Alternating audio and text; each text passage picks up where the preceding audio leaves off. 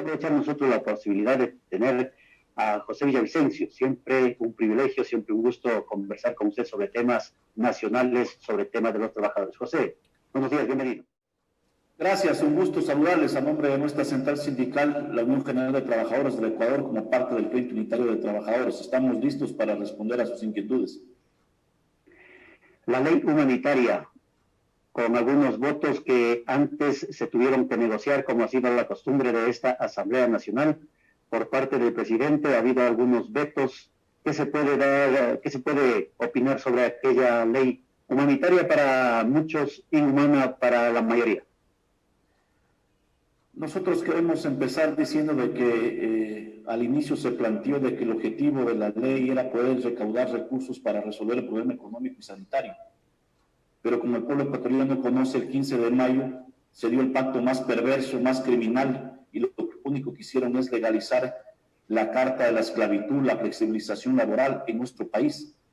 Con el mismo discurso de que acaba de hacer el presidente Moreno, las observaciones el día lunes o el día martes.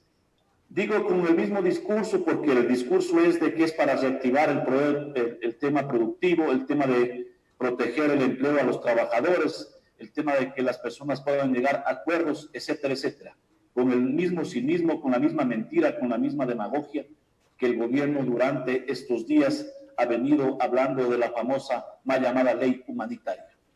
En esa línea podemos establecer entonces que las observaciones que hace el presidente Moreno en algunos casos todavía es más grave que la misma ley. Brevemente voy a plantear algunos ejemplos.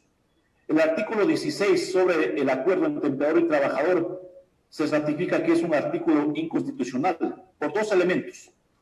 Primero, se ratifica de que es un acuerdo bilateral directa, sin la participación del Ministerio del Trabajo o de la autoridad competente. Si revisamos el artículo 328, numeral 11 de la Constitución, dice que toda transacción en materia laboral tiene que ser ante la autoridad administrativa o juez competente. Esto no lo recoge el veto del presidente. Lo único que se plantea es de que un trabajador no podrá tener ingresos menores del salario básico unificado. Así lo dice. Pero en la parte pertinente también es gravísimo. Dice que estos acuerdos estarán por encima de cualquier otro acuerdo. Esto significa de que se rompe el contrato individual que en su momento lo firmó el trabajador, pero también vulnera la contratación colectiva que en algunos casos y en algunas instituciones, tanto del sector público y del sector privado, tenemos los trabajadores. Entonces, este acuerdo es perverso porque rompería la contratación colectiva, el contrato individual como tal, violentando la Constitución y los convenios internacionales. Y diría yo que estas observaciones que el presidente Moreno es tramposo, porque el artículo 16 dice que ningún trabajador podrá ganar menos del salario básico. Eso lo establece la Constitución y no pueden irse en contra de la Constitución. Pero digo que es tramposo porque si revisamos el artículo 20 de la misma ley y del mismo veto, se establece la reducción de la jornada laboral hasta un 50% y hasta un 55% la reducción salarial.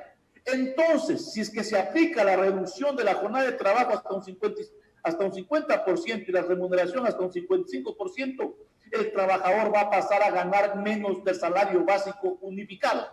Entonces, porque se dice que se pagará de las horas laborables y el tema de igual el aporte al Instituto de Seguridad Social.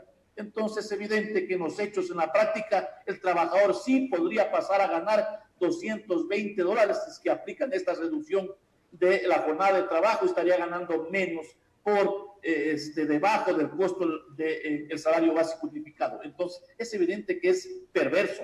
Siguen con la misma política de reducir los ingresos a los trabajadores. En esa misma línea, el artículo 19 sobre el contrato parcial y permanente. El presidente Moreno piensa o quiere, a través del cinismo de la mentira, engañar a los trabajadores y los pueblos. Porque es evidente que a los dirigentes no nos va a poder engañar porque conocemos cuál es su carácter de clase, cuál es el pacto perverso que tiene el gobierno, que es servir a la banca, a los grupos económicos, pero sobre todo cumplir las órdenes del Fondo Monetario Internacional. Sin embargo, pretende engañar a los trabajadores y al pueblo diciendo de que Hoy ya el contrato no va a ser de 2 años, sino solo de 1, y podrá ser renovado por un año más. Ecuatorianos, trabajadores, en la práctica lo que están haciendo es legalizando el contrato a plazo fijo que fue eliminado en el 2015.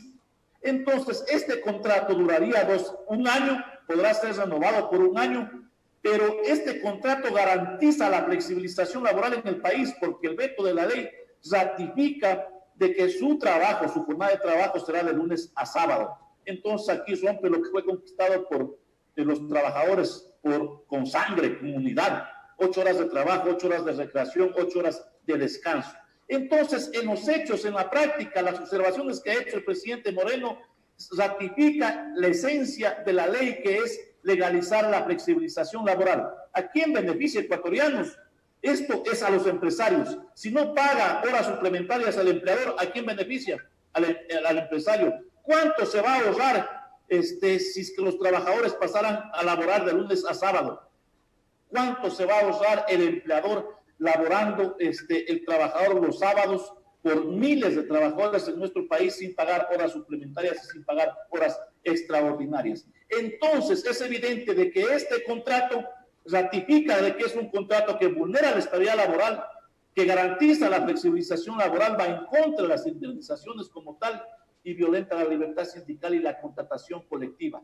En la práctica, entonces, el veto, las observaciones del presidente Moreno, en algunos casos todavía es más perverso que la misma ley, y por eso nosotros ratificamos que esa ley tiene que ser derogada, tiene que ser archivada, que ese ha sido el pedido que hemos hecho los trabajadores durante este proceso que ha estado en discusión, la famosa mal llamada ley humanitaria.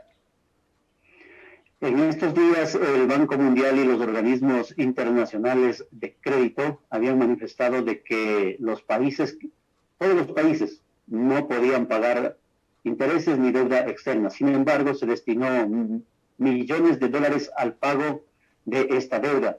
Se ha conformado un cuerpo asesor económico por parte del gobierno nacional. Sin embargo, hay docentes que no están pagados. ¿Qué se puede estimar sobre aquello, José? Es evidente de que las propuestas presentadas por los trabajadores hoy son necesarias y son viables. Y una de esas propuestas era el no pago de la deuda externa.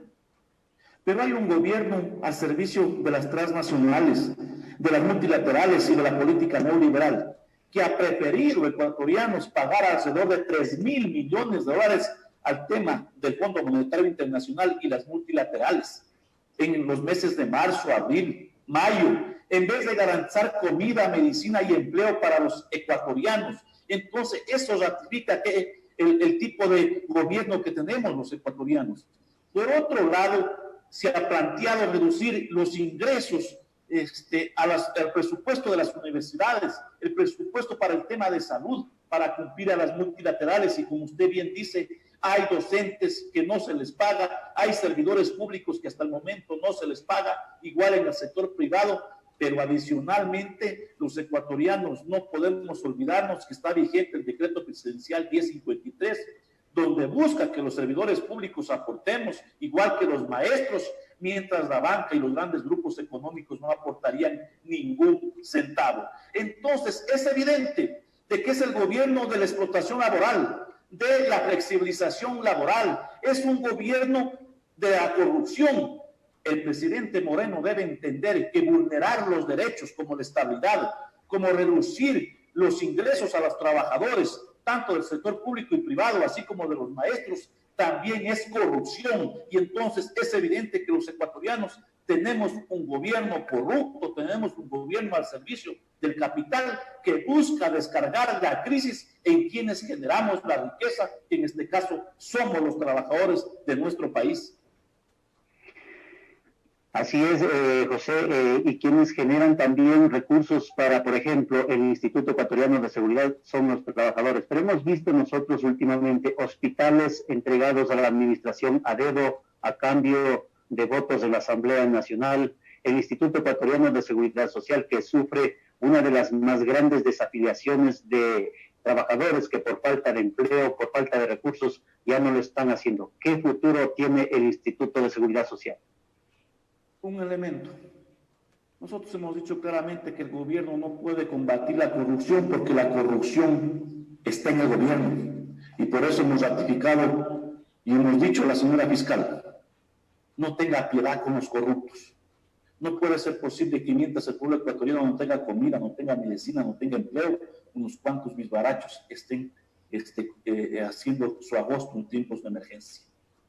Entonces, en esa línea, el gobierno nacional debe explicarle al pueblo ecuatoriano, a los afiliados, jubilados y pensionistas de nuestro país, quién le autorizó para que haga el reparto de los hospitales, de las clínicas, a las mafias de nuestro país, a las mafias de Alianza País, del correísmo, del bucaranismo y de otras mafias enquistadas en nuestro país. Eso debe responder el gobierno, eso debe responder a la señora Romo, al pueblo ecuatoriano, porque no pueden ellos utilizar el patrimonio que es de los afiliados, jubilados y pensionistas para comprar los votos, para comprar las conciencias de 74 corruptos que aprobaron esta mal llamada ley humanitaria el 15 de mayo del 2020. Eso debe responder el gobierno como tal.